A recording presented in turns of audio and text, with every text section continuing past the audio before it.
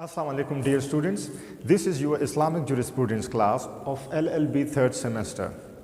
Today we would be talking about ijma as a source of law. In the previous lectures we discussed other sources, Quran and Sunnah, which are considered as the primary sources of Islamic law. So ijma is the third source, and we would be going by the same format, like first we would learn its literal meaning, then we would go to the technical meaning, then we would talk about the validity or authority of ijma as a source of law, and then we would also talk about the kinds of ijma, and then certain other questions which are asked in the contemporary context by different people. So, coming to the meaning of ijma, literal meaning of ijma, the dictionary meaning of ijma, जिसे हम लुग़वी मानी कहते हैं, dictionary meaning कहते हैं. इजमा जो है ये लफ्ज़ एक्चुअली इसका जो रूट है, अरबिक में हर लफ्ज़ का एक रूट होता है जो कि 3 हरूफ पर मुश्तमिल होता है. सो वो है जीम, मीम और आइन, जमा, यानी इससे ये लफ्ज़ निकला है. एंड दैट वर्ड जमा, we all know it means collecting something. When you collect something, हम उसे कहते हैं जमा करना. तो ये जो है इससे निकला है.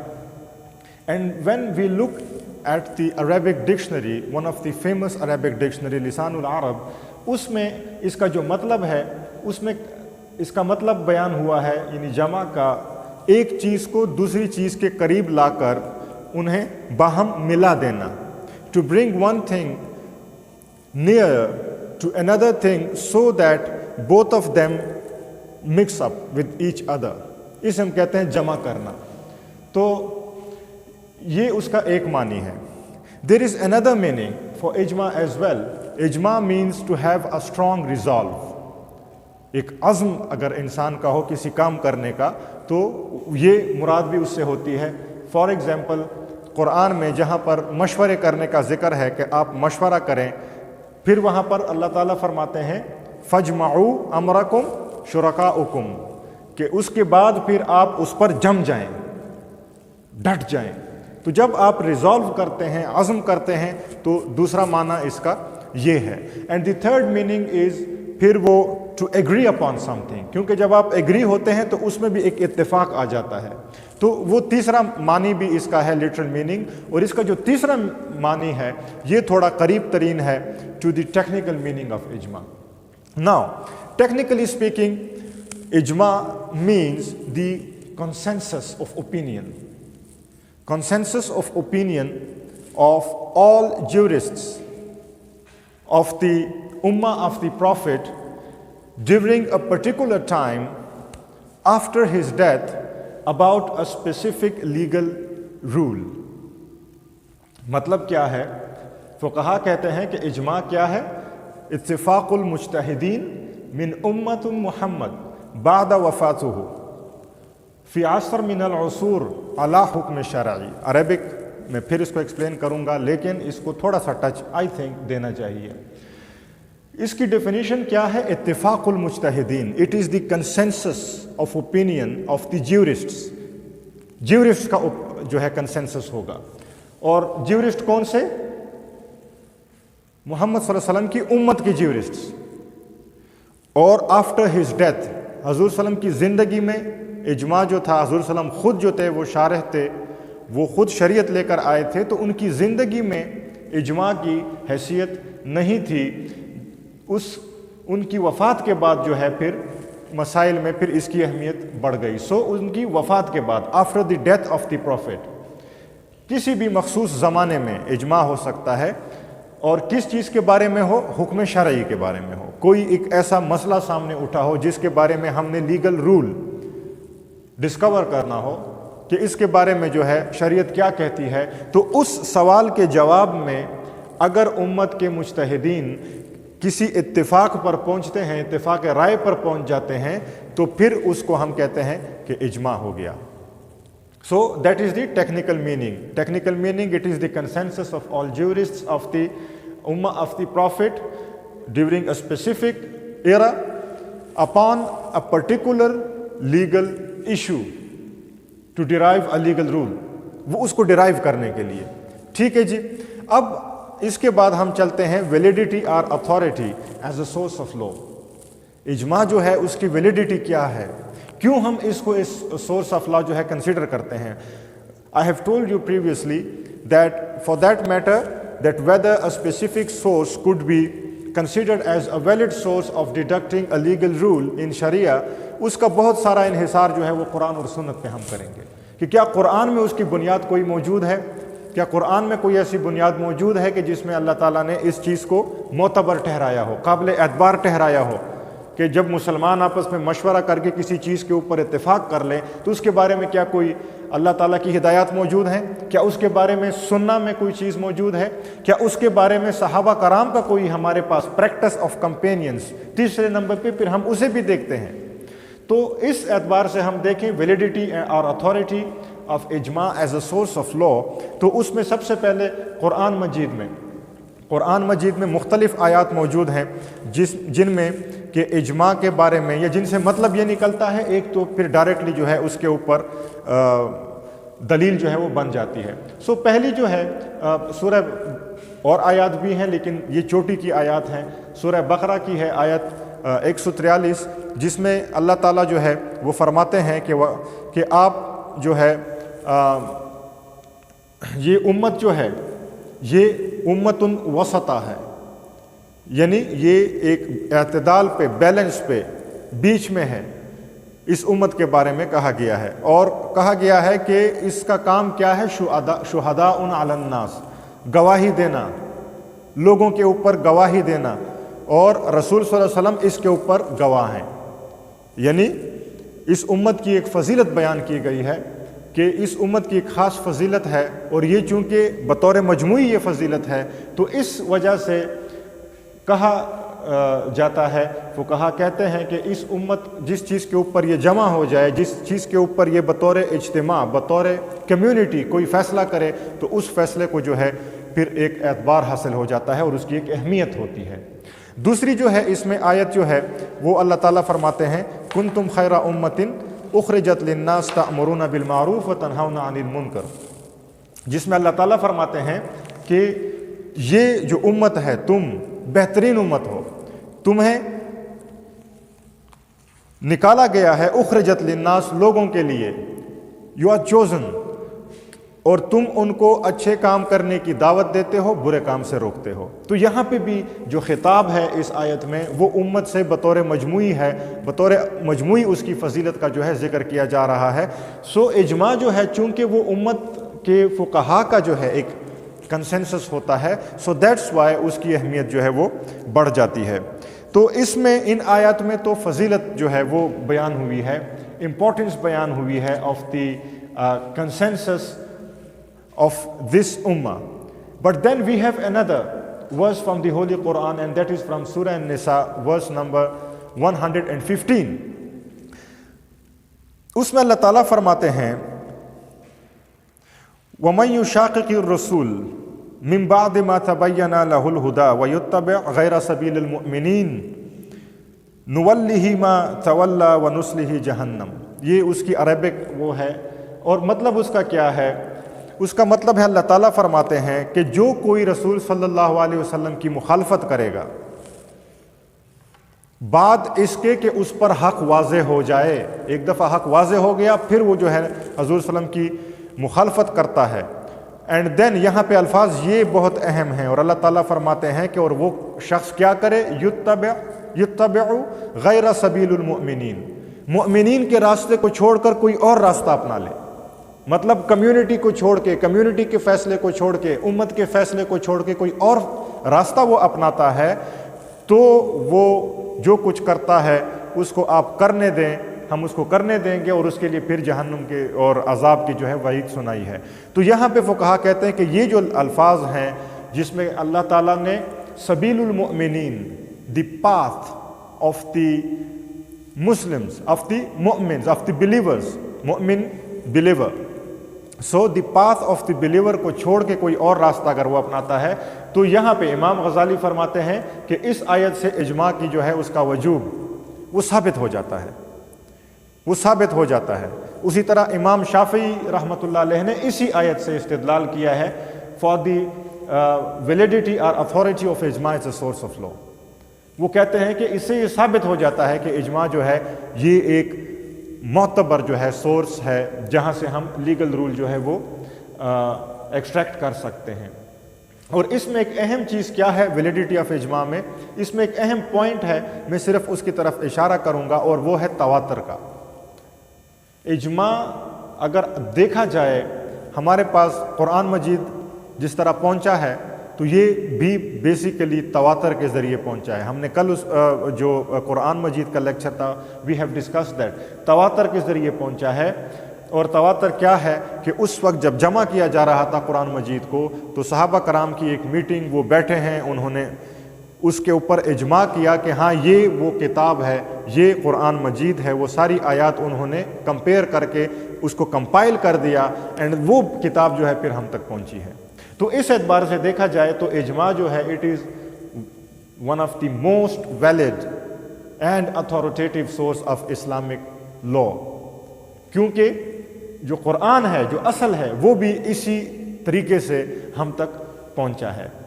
دین دی کائنڈز آف اجماع، اس کی کتنی قسمیں ہیں؟ فقہا جو ہے اس کی بنیادی طور پر دیر آر 2 kinds آف اجماع، اور وہ ان کے مینر پہ ڈیپینڈ کرتا ہے کہ اجماع کیسے منعقد ہوا ہے، مینر جو ہے کہ کیسے وہ ہوا ہے۔ So the first one is the absolute real اور ایکسپلسٹ اجماع، جسے ہم کہتے ہیں اجماع صریحی، جو واضح ہو، جو کلیئر ہو۔ تو ایبسولوٹ ریئل اور ایکسپلسٹ اجماع کون سا ہوتا ہے؟ یہ وہ اجماع ہے جس میں کہ جو جیورسٹ ہیں وہ ایک دوسرے سے ڈسکس کر کے، ڈیلیبریشن کر کے پھر جو ہے وہ کسی فیصلے پر پہنچتے ہیں، ایکسچینج آف اوپینین کر کے، اس پر غور کر کے پھر وہ کسی اوپینین پہ پہنچتے ہیں۔ So that would be called as absolute real اور ایکسپلسٹ اجماع۔ اس کے بعد جو دوسری قسم بیان ہوتی ہے دیٹ از ٹیسٹ۔ ٹیسٹ کا مطلب کہ جس میں ایکسپریسلی تو انہوں نے کوئی اس طرح کا اجتماع منعقد نہیں کیا، یا ایکسپریسلی تو انہوں نے کوئی اس طرح کی ڈیبیٹ یا ڈسکشن نہیں کی، لیکن ایک موقف آ جاتا ہے، ایک بات سامنے آ جاتی ہے، اور اس موقف وہ ان کے علم میں آ بھی جاتا ہے، لیکن وہ اس پر رد نہیں کرتے، تنقید نہیں کرتے، اس کو ایکسیپٹ کر لیتے ہیں، ٹیسٹلی اس کو ایکسیپٹ کر لیتے ہیں۔ اسے ہم کہتے ہیں اجماع سکوتی، جس پر امت کے جو جیورسٹس ہیں، جو مجتہدین ہیں، وہ سکوت اختیار کرتے ہیں۔ دے اڈاپٹ سائلنس اور دیٹ اوپینین، اور ان کے اوپر کوئی جبر بھی نہ ہو، کوئی جبر نہیں تھا، کوئی ان کو مشکل نہیں تھی، اور وہ اس پر خاموش ہو جاتے ہیں۔ تو پھر جو ہے ہم کہتے ہیں اس کو اجماع سکوتی، کہ یہ بھی منعقد ہو گیا، کیونکہ اگر ان کو کوئی اعتراض ہوتا، ان کا کوئی ڈفرینس آف اوپینین ہوتا، تو وہ لازماً اس کا اظہار کرتے، چونکہ انہوں نے نہیں کیا، انہوں نے اس پہ رد نہیں کیا، کوئی اس پہ تنقید نہیں کی، تو اس لیے جو ہے ہم سمجھتے ہیں کہ اجماع جو ہے وہ منعقد ہو گیا۔ یہ بھی ایک قسم ہے۔ پھر ایک اور سوال پوچھا جاتا ہے دیٹ وین ڈز اجماع کمپلیٹ، اجماع مکمل کب ہوتا ہے؟ اس بارے میں دیر از ڈفرینس آف اوپینین، لیکن اس کے بارے میں ایک جو رائے ہے فقہا کی، وہ یہ کہتے ہیں کہ اگر ایک دفعہ ایک اجماع منعقد ہو گیا اور وہ سارے مجتہدین جو اس اجماع میں شرکت انہوں نے کی، all of them die and during their lifetime they never revert from their previous stance on that legal question، جو ان کا پچھلا سٹانس رہا ہے، ان کا جو پچھلا موقف رہا ہے، اپنی زندگی میں کبھی بھی وہ اس موقف سے رجوع نہ کریں، اس موقف کے برعکس جو ہے وہ دوسرا موقف اختیار نہ کریں، اور ان کی ڈیتھ بھی ہو جائے، تو وہ کہتے ہیں کہ اجماع جو ہے وہ منعقد ہو گیا، کمپلیٹ ہو گیا۔ So that is one of the questions کہ جو پوچھا جاتا ہے۔ دین دیر از another question which is often asked about ijma, and that is that can a subsequent ijma may repeal a previous one۔ ایک مسئلہ ہے، اس کے اوپر کوئی اجماع منعقد ہوا ہے، اور وہ اجماع کے بعد کوئی دوسرا اجماع منعقد کیا ہو سکتا ہے؟ وہ پچھلے اجماع کو ریپیل کر سکتا ہے یا نہیں ریپیل سکتا؟ یہاں پر پھر جو اکثریت موقف ہے وہ یہ کہتے ہیں کہ ایک دفعہ ایک مسئلہ کے اوپر جب ایک اجماع منعقد ہو جاتا ہے تو اس اجماع کو ختم نہیں کیا جا سکتا، کیونکہ اس میں امت پوری جو ہے ان کا کنسنسس انوالو ہوتا ہے، لیکن وہ یہ کہتے ہیں کہ اگر اسی ایشو کا کوئی اور ایسا پہلو ہو جو کہ جس پر مزید جو ہے ضرورت محسوس کی جاتی ہو کہ اس پر بات کی جائے، تو اس حوالے سے پھر ہو سکتا ہے، لیکن جس بات کے اوپر ایک دفعہ اجماع منعقد ہو جائے then that cannot be repealed by another or subsequent اجماع، وہ نہیں ہو سکتا۔ اچھا، یہاں پہ سنت سے بھی کچھ حوالے دینے اجماع کی حجیت میں، جسے ہم کہتے ہیں ویلیڈیٹی اور authority as a source of law, اس حوالے سے سنت میں بھی حضور صلی اللہ علیہ وسلم کی جو ہے مثلا ایک مشہور حدیث ہے جس میں حضور صلی اللہ علیہ وسلم فرماتے ہیں کہ جو میری امت ہے وہ کبھی گمراہی پر جمع نہیں ہو سکتی، ان امتی لا تجتمع علی ضلالہ، گمراہی کے اوپر میری ساری کی ساری امت گمراہی کے اوپر اکٹھی نہیں ہو سکتی۔ تو ایک تو اس سے جو ہے دلیل دی جاتی ہے۔ اس کے علاوہ جو ہے ایک اور حدیث ہے جس میں حضور صلی اللہ علیہ وسلم نے فرمایا ہے کہ من فارق الجماع شبرا فمات میتہ جاہلیہ، جس شخص نے بھی اپنی جماعت کو، کمیونٹی کو، امت کو ایک بالشت بھر بھی چھوڑا، یعنی اس سے دور ہوا، تو وہ شخص جو ہے وہ جاہلیت کی موت مرا، مطلب وہ امت کا، کمیونٹی کا پھر حصہ نہیں رہا۔ سنہ سے جو ہے حضور صلی اللہ علیہ وسلم کی احادیث موجود ہیں جس میں کہ اس کا ذکر جو ہے موجود ہے، اور وہ جس میں یہ سب سے اہم ہے کہ حضور صلی اللہ علیہ وسلم فرماتے ہیں that my ummah would never come to consensus over ضلالہ، گمراہی کے اوپر، وہ اس کے اوپر اتفاق کبھی بھی نہیں کرے گی۔ پھر صحابہ کرام کے دور میں بھی مثالیں موجود ہیں، مثلا خلافت راشدہ میں جو شراب نوشی ہے، قرآن مجید میں شراب جو ہے اسے ہم حدود میں کنسیڈر کرتے ہیں، اس پر جو سزا ہے وہ حد کنسیڈر کی جاتی ہے، لیکن اس کا ذکر موجود نہیں ہے کہ اس کی کیا سزا ہوگی، اور مختلف سزائیں حضور صلی اللہ علیہ وسلم کے ٹائم میں بھی دی جاتی رہی ہیں۔ تو عمر فاروق رضی اللہ عنہ کے دور میں حضرت علی رضی اللہ عنہ نے ایک رائے دی، وہ رائے اصل میں بیس کرتی تھی قیاس کے اوپر، انہوں نے قیاس فرمایا اور ایک رائے دی، اس رائے کے اوپر جو ہے پھر اجماع ہوا صحابہ کرام کا، اور اس کے بعد سے پھر جو سزا تھی وہ آج تک امت میں چلی آتی آ رہی ہے، اور شراب نوشی یا انٹاکسیکیشن جو ہے، کسی بھی قسم کا انٹاکسیکینٹ استعمال کرنے کے اوپر وہ جو سزا ہے حد کی، وہ پھر لاگو ہوگی۔ اسی طرح جنگ میں جو زمینیں فتح ہوتی ہیں، جو لینڈز کیپچر ہوتے ہیں، جب آپ دوسرے ملک پہ حملہ کرتے ہیں، حضور صلی اللہ علیہ وسلم ان کو مجاہدین میں تقسیم فرما دیتے تھے مال غنیمت کے طور پر، لیکن عمر فاروق رضی اللہ تعالیٰ عنہ نے اسے ریاستی ملکیت قرار دیا، ریاستی ملکیت قرار دیا، اور پھر جو ہے بعد ازاں اس حساب سے، انتظامی حساب سے وہ ان کی تقسیم کرتے تھے، اس طرح نہیں کرتے تھے۔ صحابہ کرام سے ان کی بات ہوئی، بیٹھک ہوئی، اور اس کے اوپر اجماع ہو گیا، اور وہ مسئلہ جو ہے انہوں نے اس طرح حل کیا۔ اسی طرح جمعہ کی نماز کے لیے جو 2 اذانیں دی جاتی ہیں، حضرت عثمان غنی رضی اللہ عنہ کے دور میں یہ 2 اذانیں شروع ہوئی اجماع کے تحت، تاکہ لوگ جو ہیں پہلی اذان خبر دینے کے لیے، دوسری اذان جماعت کھڑی ہونے کے لیے، اس سے قبل جو ہے 2 اذانیں نہیں ہوتی تھیں۔ اس کے علاوہ حضور صلی اللہ علیہ وسلم نے کچھ دور میں جو ہے جو بحری جنگیں تھیں مثلا، یا جو کوئی سمندری حدود جو ہے وہ ریاست کا حصہ نہیں تھی، حضرت عمر فاروق کے دور میں فتوحات ہوئیں تو سمندری حدود یعنی ساحل سمندر بھی ان کے سلطنت میں وہ آ گئے، اور صحابہ کرام کی تائید سے پھر وہ پیداوار جو سمندر سے حاصل ہوتی ہے، مثلا مچھلیاں ہیں اور چیزیں جو سمندر سے حاصل ہوتی ہیں، پہلے وہ نہیں تھی، ان کے بارے میں سوال پیدا ہوا کہ ان پہ زکوٰۃ لاگو ہوگی یا نہیں ہوگی، تو اس دور میں حضرت عمر فاروق نے اجماع صحابہ کرام کی تائید سے اس کے اوپر زکوٰۃ جو ہے وہ عائد کر دی۔ سو دیر آر مینی ایگزامپلز جو فرام پریکٹس آف کمپینینز ہم دے سکتے ہیں، سنہ میں بھی ہیں اور قرآن میں ہیں۔ ناؤ ایک آخری سوال ہے، اور وہ بھی عموماً جو ماڈرن کنٹمپریری آتھرز ہیں اباؤٹ دی سبجیکٹ وہ ان کو ڈسکس کرتے ہیں، بلکہ ایون علامہ اقبال نے بھی اس طرف ایک دفعہ اشارہ فرمایا تھا اپنی جو ان کی کتاب ہے reconstruction of religious thoughts in Islam. تو اجماع تھرو دا پارلیمنٹ، کہ کیا ہم پارلیمنٹ کو وہ باڈی ڈکلیئر کر سکتے ہیں جو کہ قانون سازی کا ادارہ ہے، کہ اگر پارلیمنٹ ایک چیز کے اوپر جمع ہو جائے، اتفاق رائے کر لے، تو کیا اس کو ہم اجماع قرار دے سکتے ہیں، یا ہمیں ایسا کرنا چاہیے یا نہیں کرنا چاہیے؟ تو اس میں پھر کچھ چیزیں ہیں، کچھ باتیں ہیں، مثلا اس میں ایک بڑا مسئلہ آ جاتا ہے کہ پارلیمنٹ کے جو لوگ ہیں they are elected and they have came to the parliament on the basis of majority.